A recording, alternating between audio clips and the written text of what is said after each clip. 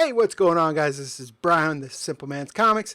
Thursday night, we got a great show for you. As always, we are going to recap the hottest comic book releases of the week and the CBSI Bolo list. But before we get into it, as always, with me is Jack DeMeo, aka Mr. Bolo. What's going on, Jack?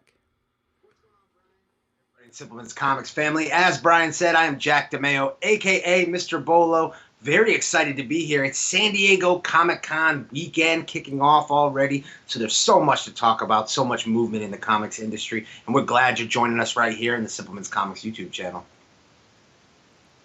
All right, I'm going to bring us both in here real quick. And as we're coming in, I want to welcome everyone that's in the chat right now. As always, let us know audio, video problems. We sound okay. I'm not gonna let you let us know if we're looking okay, because I already know that. But people come in the chat. We got the Pat, we got Ruben Neves, Comic Collector, Andy Tomlin's in the chat, Matt Dungy. We got a bunch of Patreon members in the chat too. We got Comic Man Andy, Sarah. So welcome everyone. Great show for you tonight.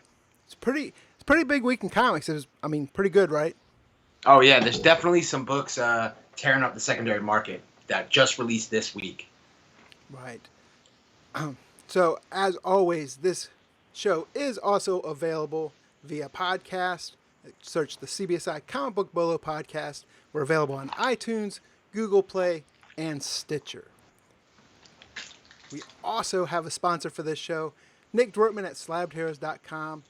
If you guys are looking for modern, guaranteed 9.8 CGC comics at a great price and great customer service, check out slabbedheroes.com. So, a couple weeks ago, we announced we had mystery Bolo boxes, right, Jack? Right. On the Patreon page, patreon.com, Simpleman's Comics. But they filled up pretty quick. I got some messages, people asking when we're going to open the boxes again. So, with that being said, we have opened up the Bolo boxes. They are still allocated. We don't want to go too many because we want to make sure, as we always say, that we are providing quality books in there. But we did open it up a little bit more. So if you're interested in that mystery Bolo box, go to patreon.com/Simpleman's Comics. There's a couple tiers on there. There's a regular Bolo box and then a premium Bolo box. But also, something for the Patreon, if you are in any of the other tiers, minus the $1 tier. But if you're in any of the other tiers, we are going to be doing a monthly Mega Bolo box, right, Jack? Yes, very excited about that. So what that will entail, Nick has told us he's going to donate a slab each month for it. He's also going to donate some other books. I'm also, all these reviews I do for BCW, the Storefolios, the collector mounts, we're going to include those in the Mega Box. So once a month, randomly pick a Patreon member to receive the Mega Bolo box. But with that being said, anything else, Jack, before we get into the rewind? No, I think you hit it there. That's all the more incentive, guys, to sign up for the Simpleman's Comics Patreon. You're getting video access early. You're getting behind-the-scenes video. You're getting access to the Discord chat where you're able to talk to Brian and I and pick our brains and get that inside information, as well as the rest of the Patreons who have been sharing some incredible information. So we don't want to be out here overly selling you, but I cannot tell you how much value is in joining that Patreon community. And all you have to do is talk to our Patreon members that are already in the community, and they will let you know how much value exists within that group. Right. So we are getting reports saying that I am quieter than you on the mic because, I talk soft and carry a big stick. Let me see if we get that fixed real quick. Let's see. How about now? Can you hear me now? We're a little better now. Bring that up. And so we will right now get into the Bolo Rewind. And we're going to recap last week's books. Wasn't a whole lot to recap, but we're going to get right into it. And the first one is, we're going to talk about Reaver, right? Right. A lot of buzz on Reaver. New Image Comics #1 book coming out from Justin Jordan, who's had some kind of hits within this kind of horror genre. It's a book that's still selling well over cover price. Just speaking again of our Discord chat, just this weekend, I know Comic Man Andy, who you can probably see in the chat, regular member of the Simpleman's Comics family, involved in all of the chats in our live shows. He had an opportunity to pick up 5 copies, 6 copies, something like that at cover price, and was able to flip those copies within like 2 days for $10 a piece. There's still a lot of people out there hunting this book. We're still getting reports that this book can be found at some stores for cover price, but it seems like that's not consistent throughout the country because $10 copies keep flying off eBay. But the point is, there's still demand there for this book. A lot of reader buzz. Some people are iffy on the interior art. I think Brian talked about that last week, but he enjoyed it himself. So it's kind of art is in the eye of the beholder type deal. Right. And then the next book for the recap this week is The Wolverine and Blade. This was the Gabriel Delgado variant, correct? Right, 1 in 50 incentive on a book that not a lot of stores ordered 50 copies of. There's not a ton of these out there, but we have seen a little bit of a depression in the selling price of copies. This book was regularly trading for about $100 last week. Now we're seeing it drop down to around like the kind of $60 level. I think that's just indicative of copies hitting the market. Anytime a variant gets hot like this, a lot of people go out and want to obtain that book, flip it real quick. There's always that next book. And we certainly are going to talk about some incentives that released this week that have really grabbed the attention of the hobby. So with that, you start to see some of those prices drop down a bit. And this is where we talked about this. I hate the price that Midtown is selling incentives at these days. This is a book. I actually bought one myself, but I bought it for like $63. And by the time this book gets in, it's going to be a tough return on investment. But it probably becomes a good long-term hold because we know Marvel wants to do something with Blade. And like we talked about last week, there's just not that many modern Blade variants. And this would probably be the cream of the crop for any Blade variant that's out there, with Gabriel Delgado being such a big fan favorite. Another guy we're going to talk about a little bit later on the CBSI Bolo show. Right. And that brings us to the end of the Bolo Rewind, and we're going to get into this week's Bolo list. And we're getting reports that we're like a kung fu movie right now.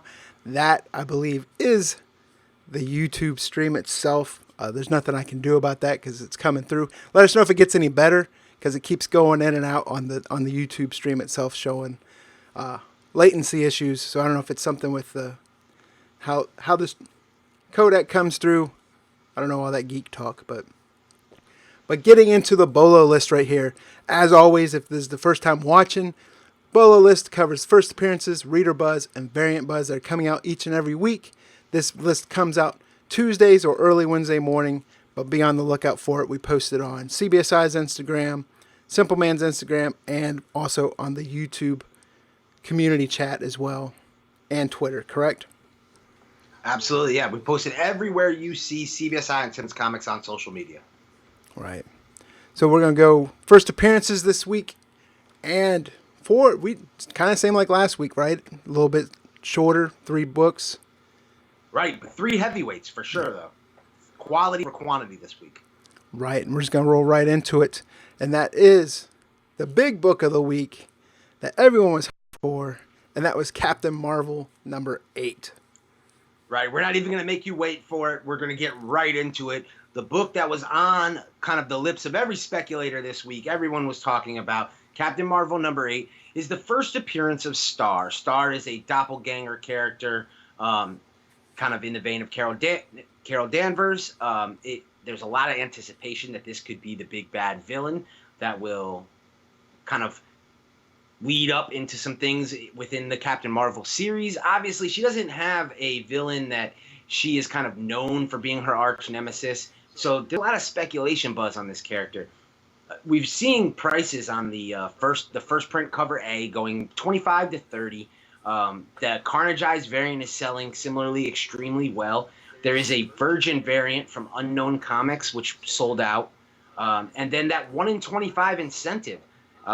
was going for I think as high as like $140 at one point. I know that I think my comic shop and a couple other larger retailers have restocked the book at a slightly lesser price, around $75-$80, and I think that that will have an effect on that book. But we're also getting a lot of reports of that book not being in near mint condition. A lot of VF near mints. I think that's just indicative of diamond issues. It seems to be pretty much a weekly basis of seeing great books come out and then there being issues with diamond. This is a book where obviously this was a great opportunity for speculators to make some money. If you were able to get into your LCS, buy this book for cover price to flip, or buy the ratio variant for at or around ratio, you made some great money this week. I know Dan Piercy, the writer of the Reading Pile, he just posted a screenshot of his eBay sale. So I know that a lot of people have been able to get their hands on these books and make some quick money.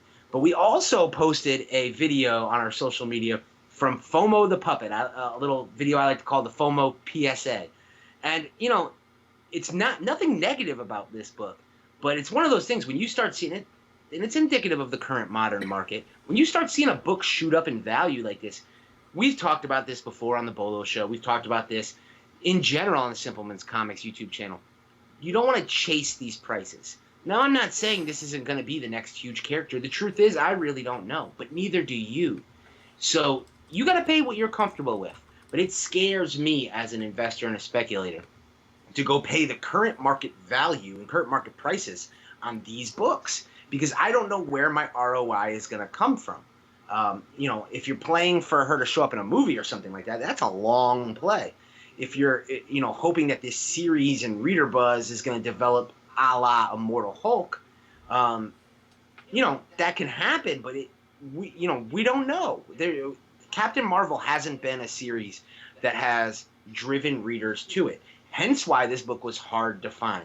There was talk in the solicitation about issue 10 and issue 9 having this new character, and it never really said that she was going to debut. It just talked about her being new. And that kind of threw speculators off, and they weren't ready for her to show up in number 8. So, you got kind of a perfect storm leading to this book, which is just so great for so many speculators. It's been awesome to watch so many of you in the Simpleman's Comics family be able to pick these books up and flip them. Another version of this that I didn't mention is there was a 1-to-3 ratio of the Absolute Carnage trade dress, for this cover A, and I think that one is doing exceptionally well. I want to say it was over $40 last time I looked at it. So there's a lot of movement on these books. If you're able to get these books and get them listed, you're going to get them sold. Again, I would just caution any of our viewers out there to be careful buying them at these current high prices. It's a dangerous purchase because you don't often see books escalate this quickly to the prices that they're hitting, especially for a character that we just truly don't know where she's going to go. So I'm not trying to be negative on it at all. I think this was excellent. This was awesome to see, late breaking news on Tuesday and people start piecing this together. It originally looked like it was just going to be a cameo. I think this is going to be a solid first full appearance. So, I don't think there's going to be any market argument for that. And I also think that issues 9 and 10 will draw, interest, being that this character is brand new. I just don't think they'll have the value, obviously, of this solid first appearance. And they'll be much higher ordered because people saw those issues coming. Right. So we do want to apologize for those watching the live stream now. It does seem like we have a little audio sync issue, but we had this a while back and it kind of fixed itself, but doesn't seem so at the time. So right now we're just 1970s Bruce Lee movie, and we're just going to try to roll with it and make the best of it, and hopefully it evens out. But I did get a couple of the secret variants, and I got one of the Carnageized variant. I do want to say you mentioned Unknown had the Virgin variant. There was a couple other stores, I believe, that had it as well. I think they shared it with a couple places. Right. Comics Elite, I know was one of them. I think Golden Apple had some. Right. So with that being said, we're going to move right into the next book on the first appearance list, and that is Silver Surfer Black. All right, Silver Surfer Black #2 is the first appearance of the Void Knight. This is, anything from Donny Cates gets incredible buzz and attention. But this is another character where we don't really know whether the staying power or where this is going to go. I would kind of speculate, and I don't know this to be for sure. It reminds me of a character, a dark version of the Sentry that came out in one of the previous Sentry series, where he was called the Void, and he kind of looked similar. So I kind of feel that this character is in that vein, and we know that Donny Cates likes to go back into the stacks, read some of that, the old material, and kind of use that to influence and bring in new ideas. So this is a book where I really think if it wasn't for Captain Marvel, would probably getting larger buzz. There'd probably be more interest in it. The incentive that you see there, the 1 in 25 on the far right by Marcos Martin, it's done very well. It was showing sales of around double ratio. It's a tough white cover. Anytime you got those white covers, getting those 9/8 is going to be really difficult. So there's a premium on getting those mint copies for sure. But definitely, this is where Brian was talking about what a good week. You having these two books back to back right off the bat, that speculators were jumping all over. And if anything, I think the A cover and the B cover are being slept on a little bit, as so much focus is on that 1 in 25 variant. That's just because to me those A cover and B cover aren't very good. Yeah, We got Fetal Black, and but yeah, definitely not standout art. But if this is a character that's going to become anything, there's definitely some low risk investments being able to grab those for cover price.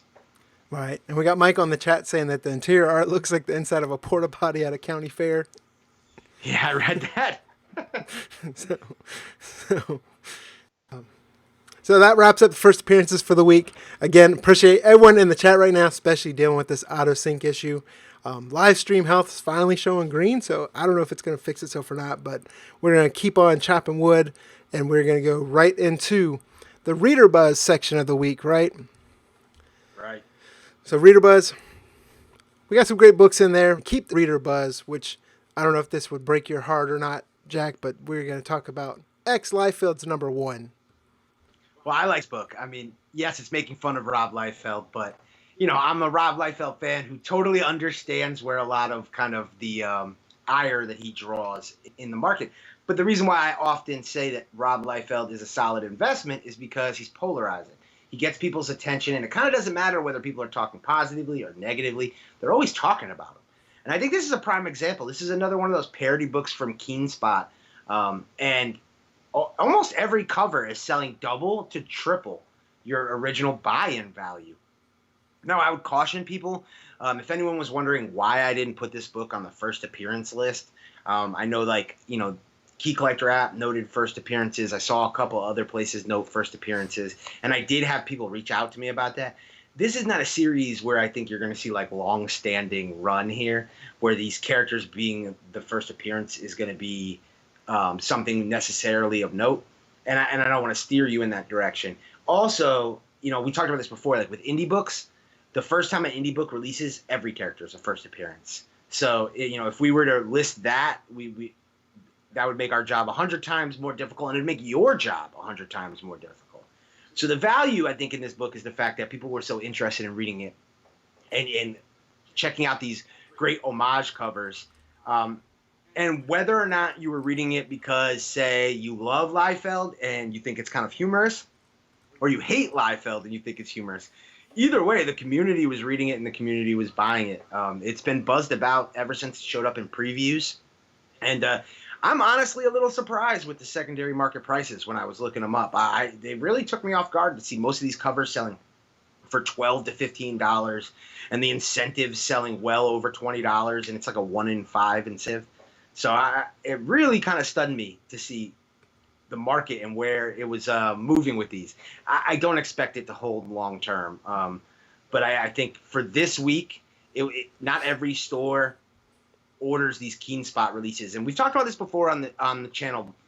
One thing to really note is when you're flipping through a previews, catalog. And if you've never done that, I really suggest you go to your local LCS and get a previews catalog, because it's going to kind of give you an eye for what the dealers are looking at.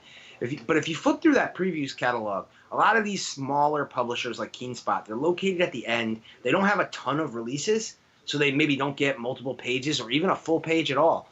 And that allows books like this to kind of go under the radar at a lot of retailers. So we had a lot of people reach out and say that they weren't even able to get this book because their store didn't carry it, and stories like that. So I think that attributes largely to what the pricing is.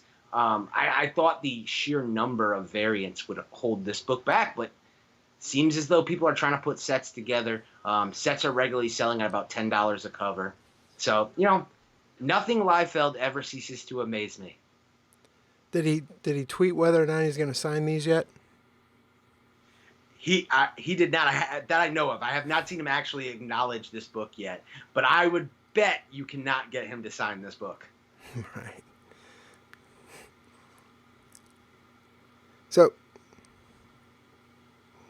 I'm like, so one book that it's just turned out to be a great night. So the next book I didn't include in the graphic on here was Justice League 28.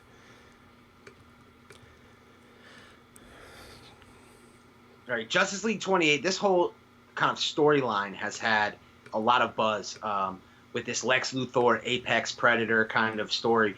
So this is really a true reader buzz. We haven't seen these Justice League books yet start spiking on the secondary market, whether it's cover A or cover B. But every time Justice League released, it's one of the most common books that I see in people's like pickups, in people's discussion of new comic book day books, and other people's kind of weekly picks, in Brian's weekly picks.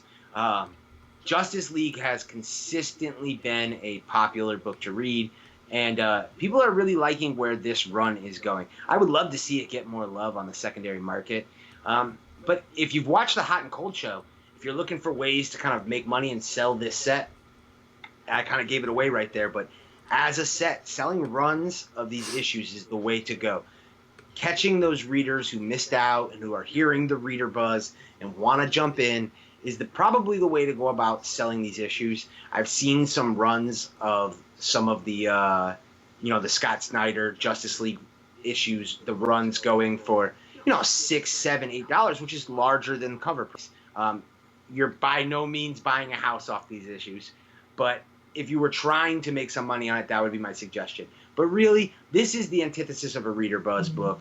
It has consistently gotten kind of positive reactions from the community as people have read it. It's kind of like a slow-played story that has played out over several issues. And the buzz for this series is continuing to build. So we may get to a point where we're starting to hit those above cover prices. But stores know, to look for Justice League. They tend to order the proper amount and have enough in stock to satisfy customers. Right. Wasn't this issue building up to like the Justice League Legion of Doom War? I believe? Yeah. And there's a lot of anticipation for that. And you've got all the Year of the Villain stuff going on at the same time. So there's a lot going on with DC, specifically villain-oriented. So I think a lot of people want to see that Legion of Doom, Justice League kind of battle, that full-on battle. Right. And then the next book on the Reader Buzz, we have Immortal Hulk number 21. I was surprised there was just one cover for this week. Yeah, definitely a departure, but kind of getting back to what made this series popular was just releasing one cover. When these covers first came out, that's all they ever needed. They didn't need that B cover because you had this great Alex Ross art. And then they started cash grabbing and going. And I just think Marvel's attention is elsewhere right now with, the Absolute Carnage coming up and with so many next week there's a few number ones.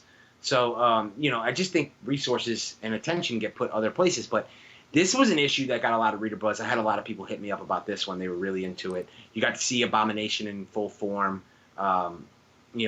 It was an issue that I don't think it's going to be per se a spec issue, but it's going to be an important issue in the run. And again, these sets are doing extremely well in lots. Dan Piercy from the Reading Pile, again, picked it on the Hot Cold show. He showed a sale where he pulled over $10 an issue for late run issues. And these are issues that usually you can find in your LCS pretty easily for a cover price. But you're not going to find like 10 issues in a row. No one's going to have that kind of a backstock. So anybody who's jumping on this late, who is constantly hearing their favorite YouTuber or their favorite, speculation website talk about Immortal Hulk, who says, you know what, I got to get on this. They're going to have to hit eBay to buy up those back issues. And there are some opportunities there. So I think Immortal Hulk being on the Bolo list, showing up at times, whether it's the CBSI Hot 10 or, Simpleman's Comics Weekly Picks, wherever it is. I think Immortal Hulk seems to be a fixture in the hobby right now. It just has such serious buzz. And Al Ewing's got a real winner here with this series. Right. So, and that brings us into the conclusion of the Reader Buzz section. I want to take this time also. We got more people coming in the chat. Great conversation in there as always. Hawaiian Punch 72, welcome. Roger Heller, welcome to the chat. Preaching Comics, Elephant in the Room, as always. Again, we got Manny the Comic Book Collector, or Manny the Comic Collector. So once again, if you guys have a YouTube channel, and make sure you post the title of it in the chat so other people can see it. One big community. And again, I apologize for the I don't know what's going on with YouTube tonight, but yeah. And we're going to go right now into the list this week. Yeah, so if you thought we were blowing through this show quickly, no. It's just to save room for this variant section, because this was a heavy variant week. Right. And then first on the list was Captain Marvel, but we've already discussed that, so we're going to go right into the next one, which was Deadpool number 15. This was the Scotty Young Carnageized variant, correct? Correct. Now, this one obviously is kind of an homage to that early, it may have been his first variant. I don't think it was his first variant for Marvel, but one of his earliest variants for Marvel. First one that ever got real popularity in the market, that featured Spider-Man and Deadpool together. So you get to see that here. And I think that kind of homage, it already piqued interest of collectors. Maybe not from a speculation standpoint, but from PC buyers. Then you have the story kind of developing with his daughter. Now, some people have called this a first appearance. It's a first appearance of a character, but you have to realize this is like an alternate future type character. And we've already seen this daughter show up in the previous Deadpool run as Deadpool 2099, who I still think there's some value in that spec. That's a back issue Bolo for you to look up. I believe that's Deadpool 13 from the previous run. I could be wrong on the issue number, but I'm fairly sure. There was a lot of buzz on that character when she came out. She was also on the cover of one of those Women of Power variants that really didn't do much secondary market-wise, but could be a good cheap pickup. The point is, Deadpool writers are still writing this character into the series. So that just gave some added value. Another thing is, this is another book where you see white cover. I heard so many stories of people going to LCSs and not seeing a single one on the shelf that they felt like was purchasable. So if you were able to find this book in real near mint condition, I think that you may have something more than you realize, especially if you're into grading. This in a 9.8 may command a premium down the road. I don't think it's anything you're going to see in the quick flip. Like I said, it's a good PC book. It's one that I think a lot of Deadpool fans will want to have, and a lot of Scotty Young fans will want to have. But as far as secondary market value, there really could be some money there down the road in a 9.8. Right. And I'd like this in a 9.8 just so I could have it to display next to the other cover, similar to this. And I'm not saying the issue number because I can't think of it right now, but it was low 600s, right? I believe. Right. Yeah. And then that and Elephant in the Room completely distracted me talking about needing a massage, but right. And then one book that wasn't on the Reader Buzz that I enjoyed reading this week was, they're talking about in the chat right now, was Rotobones number 3. That book keeps getting crazier and crazier, and if you guys aren't reading that, I highly recommend you do. Issue number 3 just came out this week. Fantastic read, unless you kind of, I don't want to say squeamish, but it's pretty violent. So, and it's another one, to bring in the speculation aspect of it. It just doesn't seem to be printed in enough numbers to satisfy the readers who are grabbing it. So, it got limited one per customer at Midtown. It's selling out at most large retailers. Issue number 1 and issue number 2 went to a second print. I expect issue number 3 to go to a second print as well. So that's something where if that book gets optioned, you know, we could see that series explode just because of the sheer low number of available copies on the market. Right. Yeah, you always hear a lot of people say, "Oh, it could be it's the next Walking Dead," but I don't want to tread down that road. But pun intended, tread down the road. But Road of Bones has that feel to me so far. I mean, we're 3 issues in, so we'll see. But yeah, I definitely love Road of Bones. It's got that nasty violence. There's cannibalism in it, just so you know. But moving on into the next on the variant buzz section, we have the Vault Vintage variants. And so we had Resonant and Sarah and the Royal Stars come out this week, right? Right. Yeah. So I kind of grouped these up together. You know, neither of these books were necessarily commanding major secondary market buzz, but the thing you heard whenever either of these books were brought up from collectors, from speculators, was, I'm going to grab the Vault Vintage books. They're just so popular in the market to see this independent company kind of use this as a tactic to introduce new series to customers and readers, and to do that using these homage covers that are really so familiar. Another thing we've talked about, and you see it with Resonant, is the fact that they've used modern homage covers, something you don't really see a lot. So Resonant homages the book that you see on your far left. That homage is Why the Last Man. And then on the far right, you've got Sarah and the Royal Stars homaging Adventure Comics 381, which is a famous Neil Adams cover. So the Adventure Comics 381, I think, is unique because that may be a book that everyone is really familiar with. And then Resonant, you get that kind of modern homage, which you don't see very often. Most homages tend to cover the same iconic covers. I mean, how many times have we seen an Amazing Spider-Man 300 homage done before? And I think what Vault is doing a good job, and I'll plug our Indie Spotlight Series episode with Vault because they talked about the process of putting these Vault Vintage variants and what they're trying to accomplish with them. But I really have to give them kudos and say hats off to them for the work that they do to put these out, because they're really working hard to find unique books that both tie into the story of the book, but also give collectors a unique collectible item. But, Brian, we've got one more Vault Vintage book to talk about, don't we? We do, and I'll bring it up right now. And that is the CBSI exclusive for Sarah and the Royal Stars, which is the homage to Wonder Woman #1. Right. Wonder Woman #1, that original volume one, kind of the brainchild of Ben C., the golden age, spec god here of CBSI. And, we are very proud to release these. They are in stock and ready to ship, but we are running low on numbers. So if you have not gotten your pre-order in, make sure you head to comicbookinvest.com, hit that variant tab, because I'm telling you, we're running out on these, and we printed these with half the print run that we did of the Queen of Bad Dreams homage that we did a couple months back. So they will not last in stock. And it's cheaper.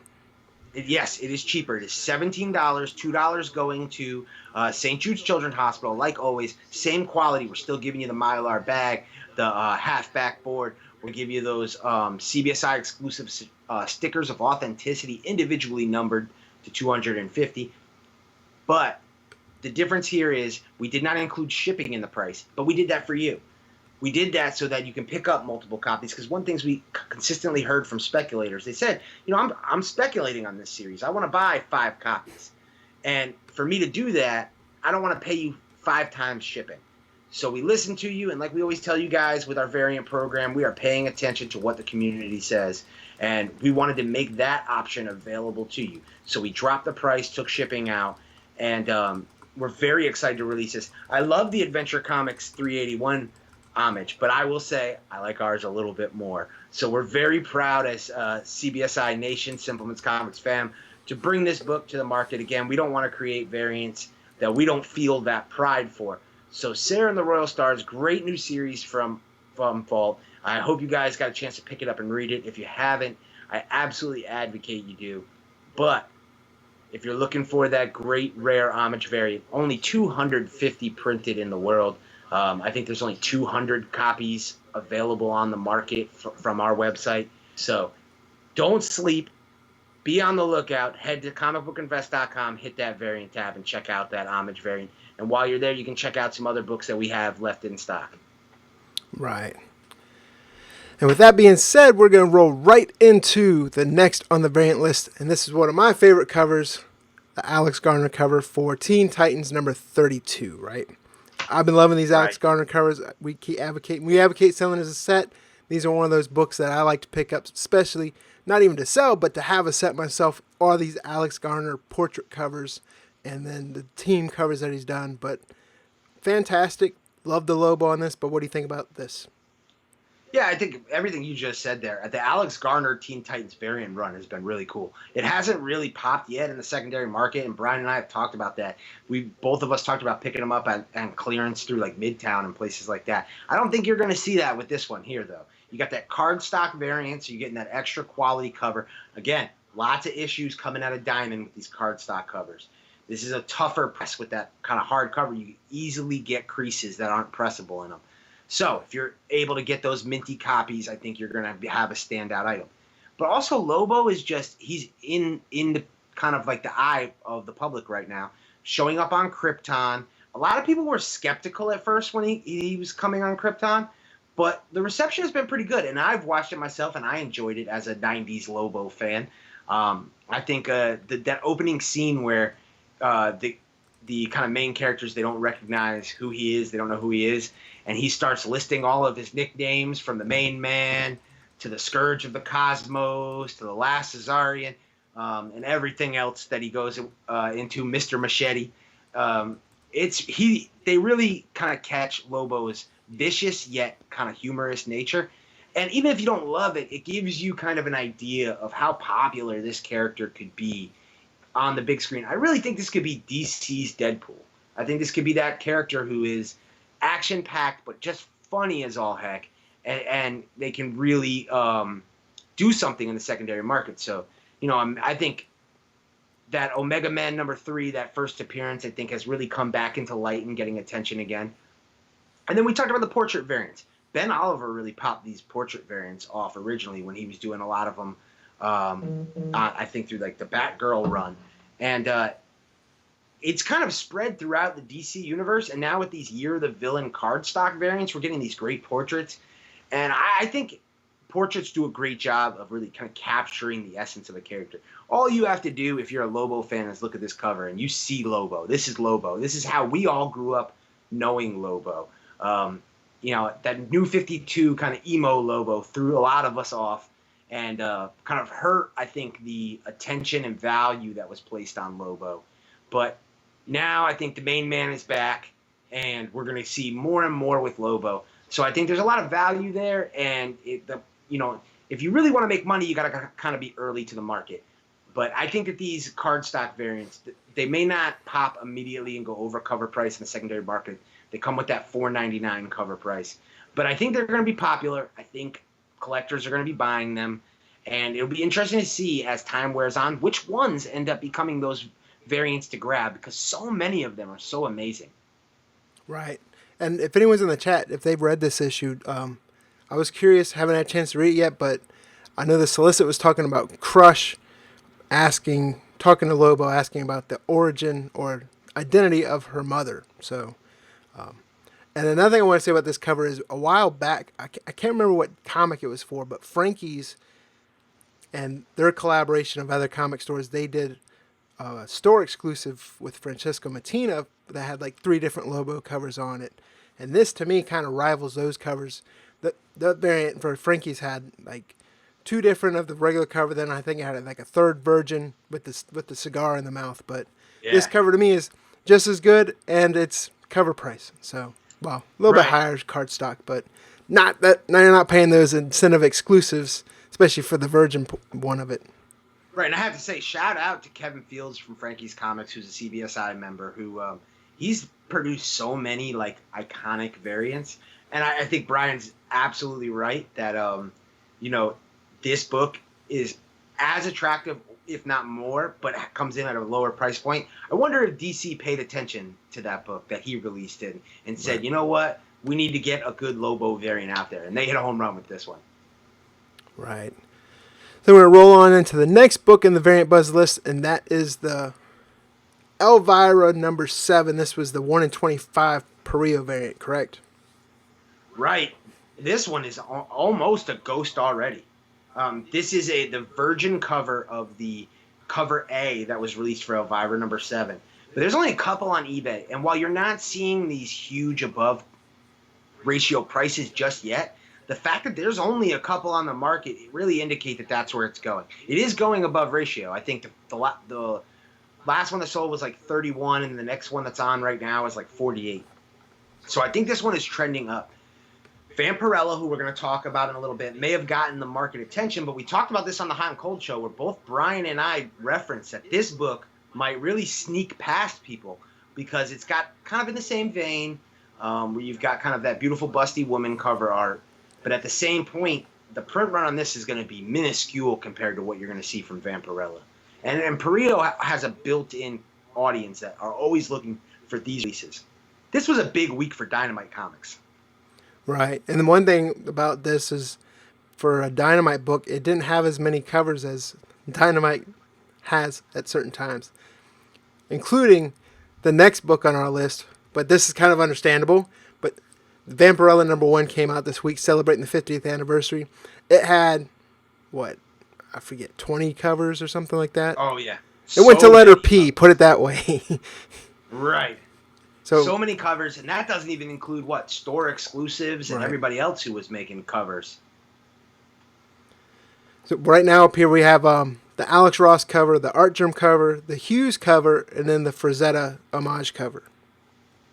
And I think that if you were to try to isolate 4 covers that like weren't store exclusives that were released by Dynamite, I think that's the 4 to really pay attention. I would add the Jusco cover in there. Jusco always does great, especially with the Red Sonyas, the Vampirellas, the Conan type covers. I mean, Jusco does great on pretty much any cover, but definitely that one was good. And it was what? I think it was regular price. Right, and that's where I would agree with you. I think the Joe Jusco variant is gorgeous. Just for whatever reason, his books don't seem to pop on the secondary market. I don't think they get the same attention. Where you may be most familiar with him, I think a lot of us are familiar with him, like his work through trading cards and things like that from back in the 90s. But yeah, he's painted the corner box variants. Well, right. I remember those corner box variants were absolutely not necessarily popular secondary market, but nostalgic for those of us from a certain era. So I would agree. Alex, first one you see is that Alex Ross, and it came in kind of like two versions. Two versions. You had the color version, and then a black and white kind of pencil sketch. So you're talking about, I think, like a 1 in 25 and 1 in 50, if I'm not mistaken, Brian. Correct. Which one was that? Yes, the Alex Ross, the 2 versions. Yeah, that had the black and white, right? Yeah. So I think that was like a 1 in 50 for the black and white. I like the color better. I think the black and white doesn't, pop as much, but lower ratio, tougher to get. The next one right there that we're showing is actually the one I like the most. It's the one I talked about on the Hot and Cold show. It's the Art Germ variant. And the reason why, in case you didn't watch the Hot and Cold show, the Art Germ variant is what's known as a FOC variant, a final order cutoff variant, meaning it was only available on final order cutoff. It wasn't originally solicited in previews. If you put in your order like real early and didn't pay attention and go back and check, you may have missed out on it. If you put in your order past FOC, you might have missed out on it. So a lot of kind of speculators are out there feeling like, and kind of the market shows this to be true, that there's less of those available than some of the other incentives that match the same incentive ratio. Another thing a lot of people don't realize is, until you really know somebody who has a diamond account, or you get a diamond account yourself, you have to actually request those incentives. You have to fill out on the form that you want those incentives. They don't just come automatically. So, it is possible at times when a incentive gets added late like this for dealers to miss it.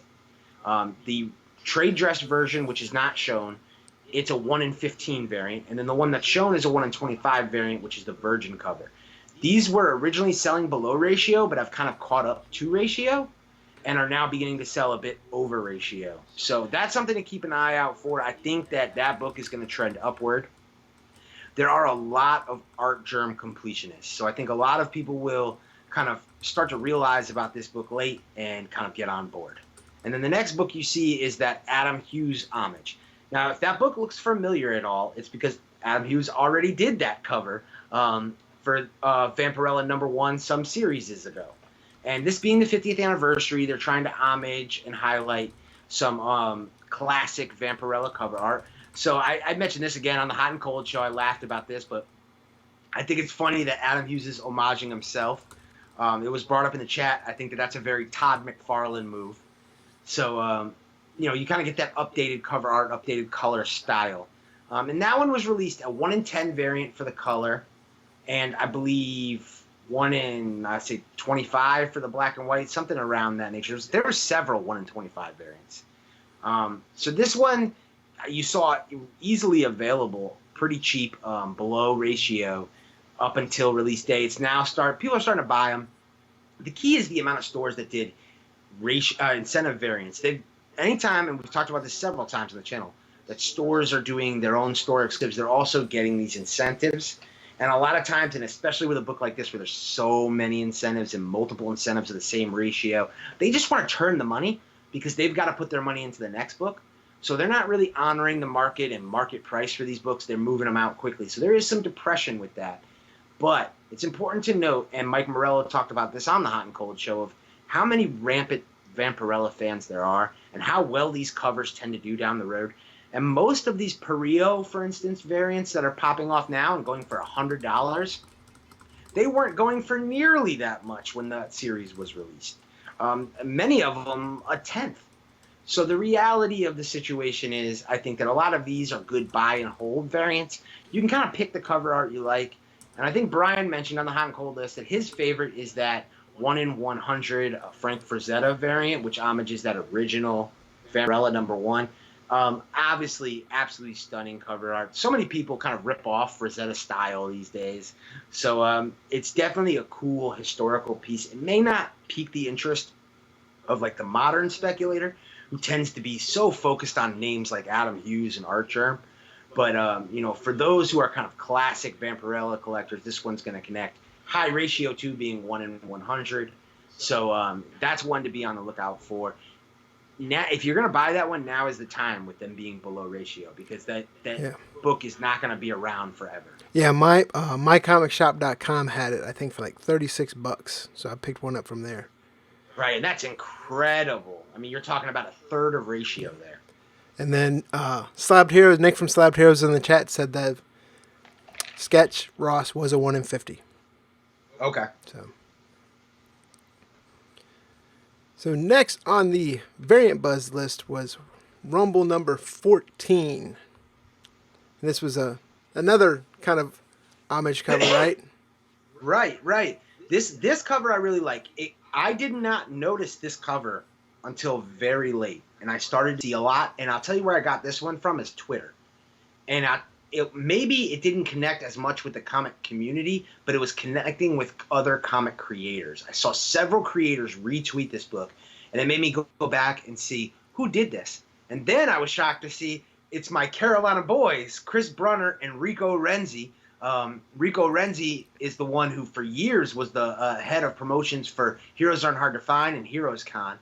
And they tag teamed together to do this cover. This is a homage to a very popular Matt Baker cover. And if you're not familiar with Matt Baker, we're talking a golden age cover artist, an absolute legend, and somebody who I wasn't even familiar with a year ago, but he has just the pulse of the golden age hobby right now. So many of his books are being sold for just record-setting prices. Whether Ben had him as his hot pick, about a month ago on the Hot and Cold list? Right, yeah, it was hot pick on the Hot and Cold list for that reason. Heritage auctions and places like that are reporting just record-setting prices for slab Matt Baker covers. And it seems like all these classic Matt Baker covers are in demand. It's not like there's one book or two books. It's like all of a sudden his work has been discovered by a whole new kind of group of collectors who are feverishly trying to pick these covers up. So I love to see some modern day creators like Chris Brunner and Rico Renzi sit there and recreate and kind of homage a Matt Baker classic cover for Rumble number 14. And it's also great because Rumble may not be a book that's on a lot of people's pull lists. It may not be a book a lot of people are paying attention to. This being a cover B, I would expect the print run of this to be very small. And I think this book has a chance long term on the secondary market because of the popularity of Matt Baker. I would also say if you are selling this book, make sure you put Matt Baker in the title when you put this on eBay. I tried to look these up and I did not see many people doing that. And it seemed like the people who were selling it for cover price weren't acknowledging the Matt Baker. Matt Baker doesn't have 1 million comic books listed on eBay. So if you put his name into the title, you're going to get the attention of collectors who collect his artwork, who may just want this book because they think it's a cool homage to a cover artist they collect. Right. Yeah, I had no idea until I saw it on the Bolo list as well. But I thought that was the one I was going to sneak past people a bit. right. The next book on the list isn't sneaking past anyone, especially if they've looked at the cover on it, right? Oh, yes. And we're talking about Faithless number 4. This is the erotica variant by Jenny Friesen, who, of course, we can't show it on here, but I saw the cover. The cover's actually freaking gorgeous. I mean, it's erotic, but it's actually phenomenal cover. And it's almost a little tame compared to some of the other ones. Yeah. So I'm going to share a little personal story about this. First off, I say Jenny Friesen is becoming a heavyweight. And these Faithless erotic variants, they're doing well. A lot of them go for a couple dollars over a cover. They haven't really boomed yet in the secondary market. See what I did there? Boomed.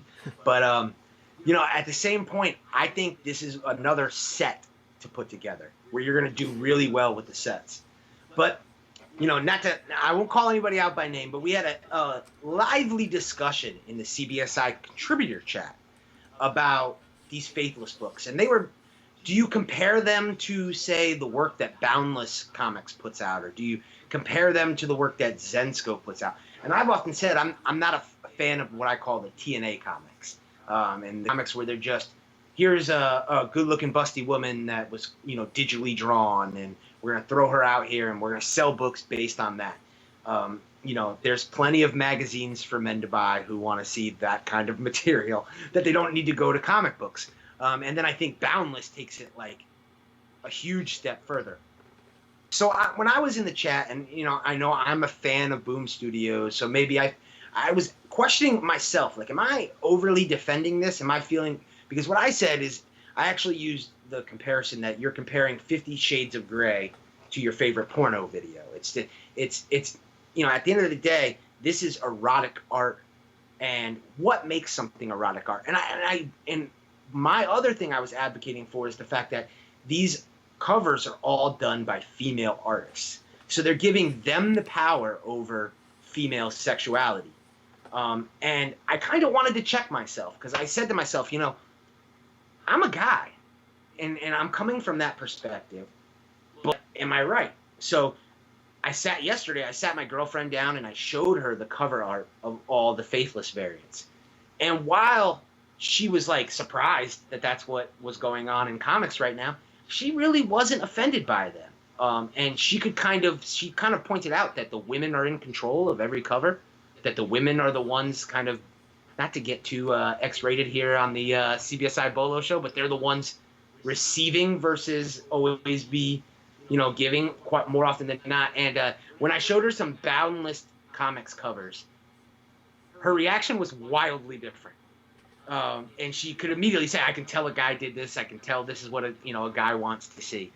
And so I think while kind of the X-rated nature of these comics is shocking at first, I think that's where I think it's important to know why these have actually found a place in the market versus some other covers that, are more for shock and awe. So I want to say shout out to my girlfriend, Kirby Springs, who did a little research and development with me yesterday on covers. I was real kind of almost awkward to bring it up, but I appreciate the help.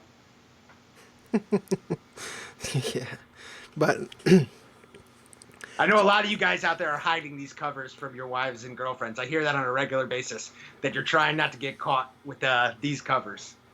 Right. And then I was actually at Third Eye yesterday, and there's a female that always works there. And we're always talking about books, and then this book came up, and she had it on the shelf. So I grabbed one, and then she's like, "Ooh," she's like, "I've been wanting to read that."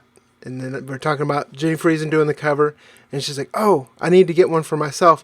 And I had like the last one, so pretty much gave it to her. And she's like, "Are you sure? Because we want to sell them." I was like, I'm good with it. I mean, it's a gorgeous cover, but I had another one ordered, so why not give it up? And it was good to have that conversation with her because we had that same, like you and your girlfriend.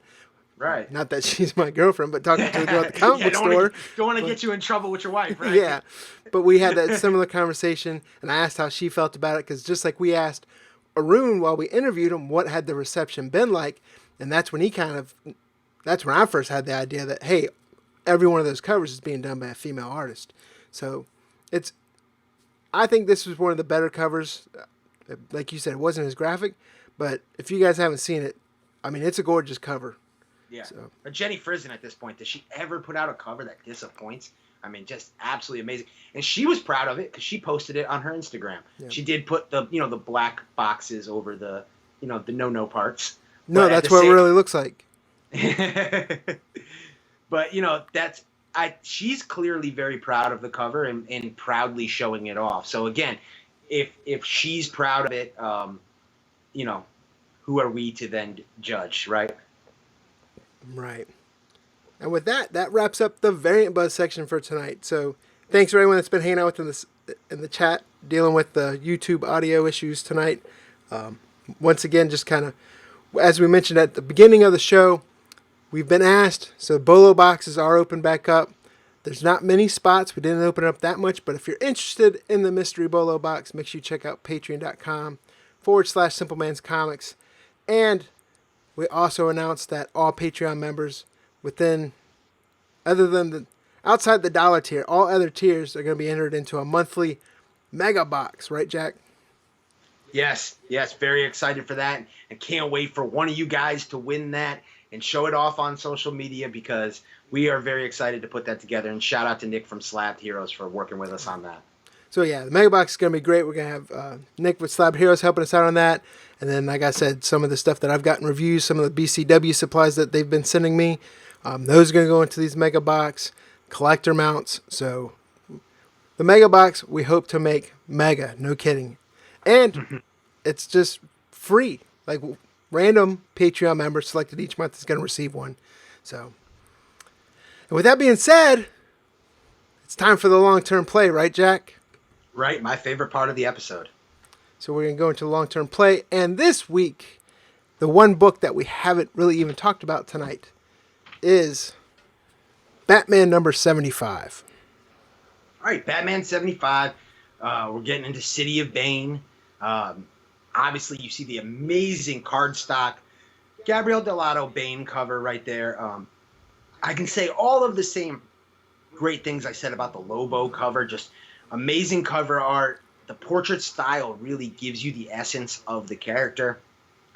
Cover A, you get that nice traditional kind of Bane cover. I also must point out that I like the kind of old school look of Bane, that it's not Bane from like the movie with Tom Hardy. Not that he didn't kill that role, but I'm a big fan of like Mexican luchador Bane, the original Bane. Booyaka, booyaka. Yeah, exactly.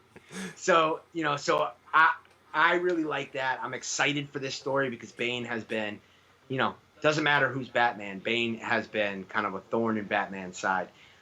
But the real news on this issue is that we get a new Robin. This is the first appearance of Gotham Girl becoming Robin. And now, obviously, this story takes place, we've got some timelines going on. Obviously, there's Thomas Wayne as Batman. But I'm going to tell you why I think that there is some spec value on Gotham Girl now being Robin. First off, I've talked about it before on this channel when we talked about Frank Miller being cold on the Hot and Cold show. I said that the one thing I feel like with The Dark Knight where there's still some spec potential is Carrie Kelly. And I almost wonder if that's gone now.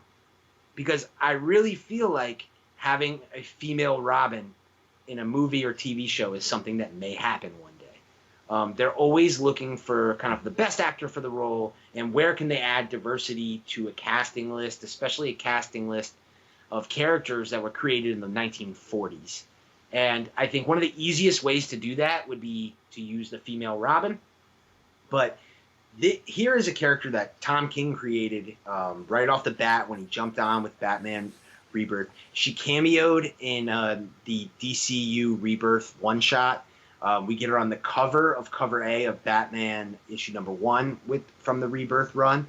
And then here we go with issue number 75. She becomes Robin. You see a little bit of a different Robin costume with her. And then her attitude is very different. She's vicious. She's very much reminds me, the comparison that I made is kind of Hit Girl-esque from the Kick-Ass series, where she's much more violent, much more aggressive. And I think that, like the page that Brian's got up on the screen right now, I think the art was amazing. And reader buzz has been solid for this book. And that's what's big. And that's what people, again, you got to understand, reader buzz has to be there first, and then the publisher takes note. If the publisher takes note, they will use a character more often. If the character is used more often and becomes popular, more products and spin-off series will be released. And once that happens, that's when Hollywood takes notice, because it's all about the money for Hollywood. And what's great about the comics market right now is that so much of the speculation is set and driven from what happens in the movies, but everything that happens in the movies comes from what's written in comics. And I heard Donny Cates say this once. He said, the reason why they'll never stop publishing comic books is it's the cheapest research and development that any Hollywood studio could ever afford. And that is the truest statement there is. So while this character is new, and you may be able to poke holes in the storyline of the book versus whether or not you think this could show up in a movie, I absolutely think that doesn't matter because they're not following the stories altogether. I just wonder if this character will give some ideas to some director, some studio head one day. Also, because of the reader buzz, I wonder if DC won't go here more, even though this is the end of Tom King's run. The other thing to note is I have a feeling this would be a $15 book, even though Batman is a very, heavily ordered series. Everybody orders Batman. LCSs know to order Batman. They know to order extra Batman. And Batman 75 also, it's an important number. It's a milestone issue. At the same point, with this first appearance, and if you look at what any first appearance in a Batman series has done, I think this would be a $15 book if it wasn't for Captain Marvel. And we talk about this on the channel quite often, that speculators, they can only pay attention to so much at one time. And Captain Marvel absolutely polarized the speculation community. Everyone was chasing all those Captain Marvel #8 covers. Everybody was trying to buy and flip those Captain Marvel 8 covers. On top of it, it's also important to note this is San Diego Comic-Con week. So everybody's trying to grab those San Diego Comic-Con variants, whether it's, Walking Dead, that awesome Spawn cover, any number of the DC and Marvel releases that are coming out. So the books that tend to come out, excuse me, the week of San Diego Comic-Con, and Brian mentioned this on his weekly picks video, tends to be a light week. It tends to be books that get overlooked. And it's no coincidence that next week we're seeing so many #1 issues. Because as companies get back from San Diego Comic-Con, they're ready to rev up those engines and get those sales going. But this week bucked that trend because even though we didn't have any #1s or not, big series of note that we expected, we got 3 first appearances that we did not expect this week. And from, you look Captain Marvel, okay, Silver Surfer Black, Donny Cates creates characters all the time. But this is a Batman first appearance. And there is no telling where we could go. And I think that the Thomas Wayne stuff has also been exceptionally popular. People have loved reading Thomas Wayne as a character. In the CBSI Facebook group, Larry Doherty, longtime retailer, another polarizing figure in the speculation community. People either love him or hate him. But he's got a ton of experience. And, he brought this book up and said that, there's so much reader buzz on Thomas Wayne that he's getting overlooked. And there's been discussion in the past with different, inclinations of Batman movies. Would they ever go to an alternate universe? There's talk, obviously, of a Flashpoint movie at one point, which would bring in Thomas Wayne. And oftentimes when we see Thomas Wayne depicted, we don't see a Robin. So, that could be another avenue. Also, another thing, and I'm going to get way out there on you guys and talk about something that I don't know if everybody's thought about, but public domain. When characters are 100 years old, they become part of the public domain. That's why you can reprint Mark Twain books all day and you don't have to share money with Mark Twain's family. We're coming dangerously close to comic book companies either having to work to get that law changed, find a loophole to that law, or just accept the fact that very soon Superman, Batman, and characters like that, and when I say very soon, I mean in the next 25 years. We've got some time. But these characters are going to become public domain, and theoretically, Image could then come out with a Batman series. So I've said for a long time, I would like to see DC, Marvel start aging up their characters. I'd like to see Bruce Wayne one day not be Batman and have it be, Damian and so on and so forth. So I think these alternate kind of characters in Batman and the Superman lore, they could end up having some serious long-term play. And either way, that is the point of this segment. This is the AKA Mr. Bolo long-term play of the week. This book could have been on the variant buzz. The Bane book could have been on the variant part of the list. It could have been on the reader buzz section. Could have been on the first appearance section. But where this book accurately belongs is in a long-term play section, because you're not going to make a ton of money on this right now. But I think you have a very good chance to make some good money down the road. I don't think Gotham Girl was created for absolutely no reason.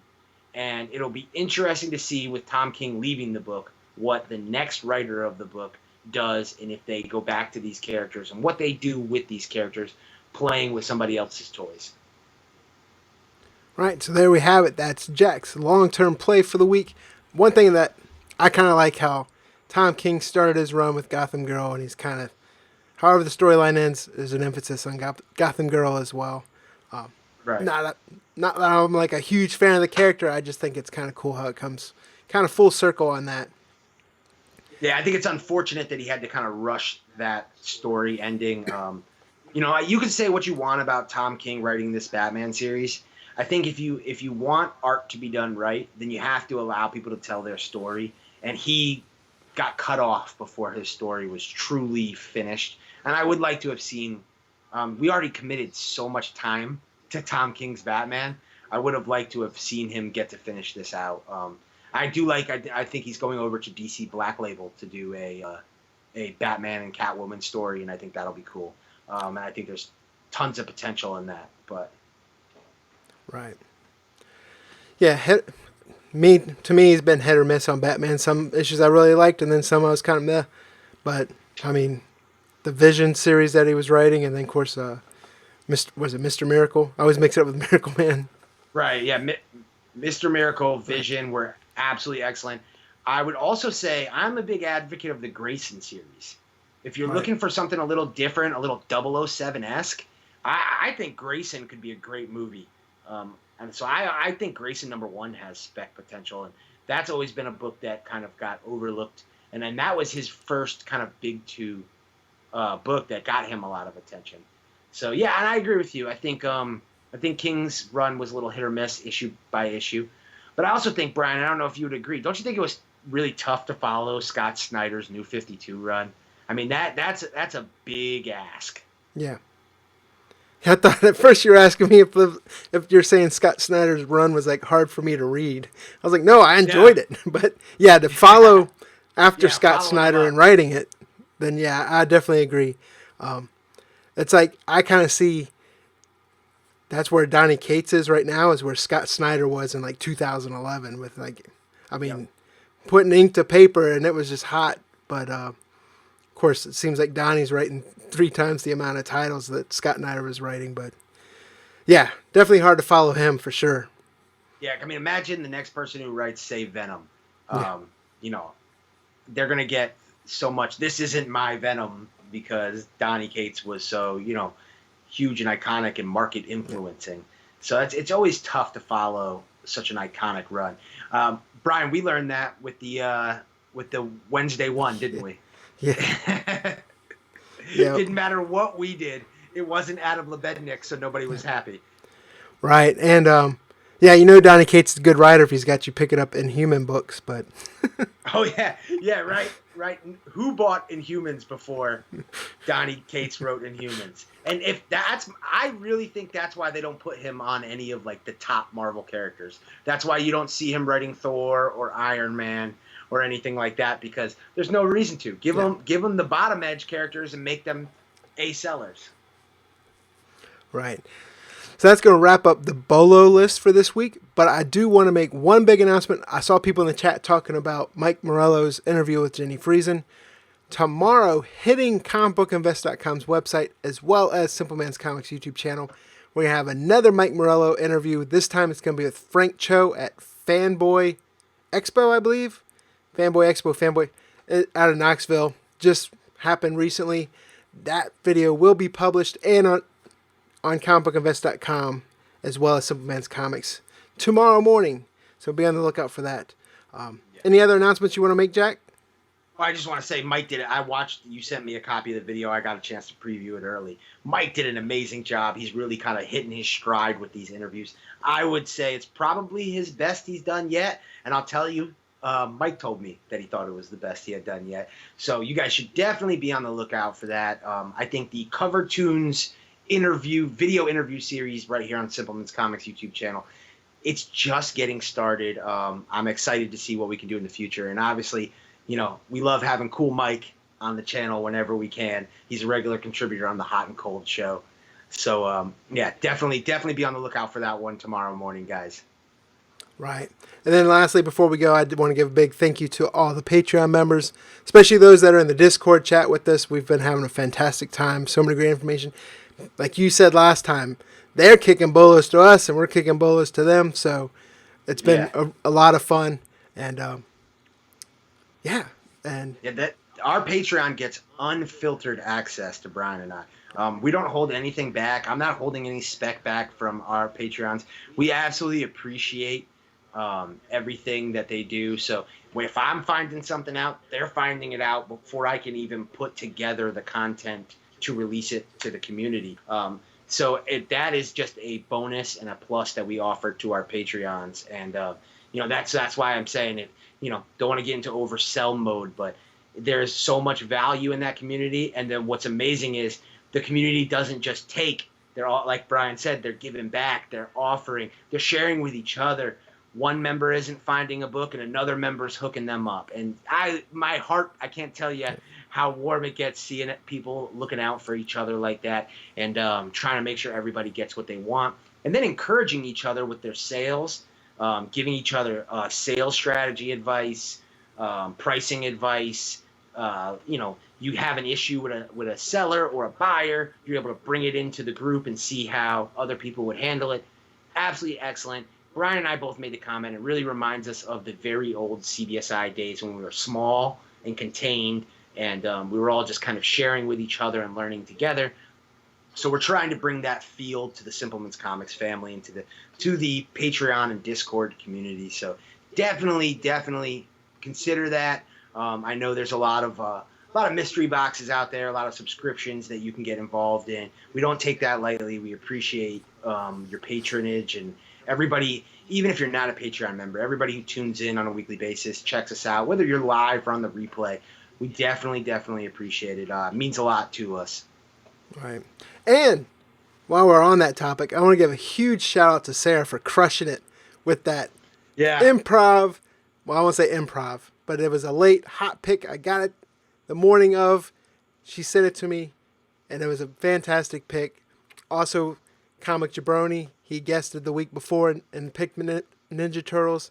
So, Patreon member said, hey, it's still hot. We want it on the hot list. So, Sarah sent the video, and we added it into the hot and cold video. That's kind of a cool Enter Player 2 type edit, but yeah, huge shout out to Sarah. Yeah, I had made about 3 comments over the course of the show that Teenage Mutant Ninja Turtles should still be on this list. Yeah, I had to cut them all out. Yeah, I think that the contributors from comicbookinvest.com, they do a great job. And I think they were trying to vary the list, but in reality, what's hotter right now than Teenage Mutant Ninja Turtles? So the great thing was when we shared the list with Patreon, and a few of them were like, "What? No Ninja Turtles?" And Sarah was like, "Oh no, there needs to be Ninja Turtles," and she took the initiative to make that video, and it was a home run. People loved it. So again, another perk of the Patreon. You never know when you can see yourself right here on the Simpleman's Comics YouTube channel, rocking with us. Right. So again, I want to thank everyone in the chat. I always love the conversation in the chat. I mean, you guys make this community what it is. That's why we always call it Simpleman's Comics family. Really appreciate you guys dealing with the audio issues that we have with YouTube tonight. So hopefully next week YouTube isn't as quirky and funky, because it definitely brings me down. But yeah, the technical stuff always drives Brian nuts. And we got some improved internet this week, so we were hoping for some improvements. So it was kind of a bummer that this worked out this way, but that's why we're here every week, guys. It's a marathon for us. Yeah. We take our lumps and come back strong. And Comic Jabroni put in the chat, he's got a new unboxing of an Eastman Studio package tomorrow, so make sure you're checking Comic Jabroni's content out. But you definitely got to see that, because I don't know anybody who actually got a package from Eastman Studios, all those cancellations. Yeah. So that's a rare one right there. So, and with that being said, we will see you guys Wednesday during the premiere of The Hot and Cold, and as always, next Thursday night at 9 p.m. for the CBSI Bolo Show. Thanks. Good night, guys.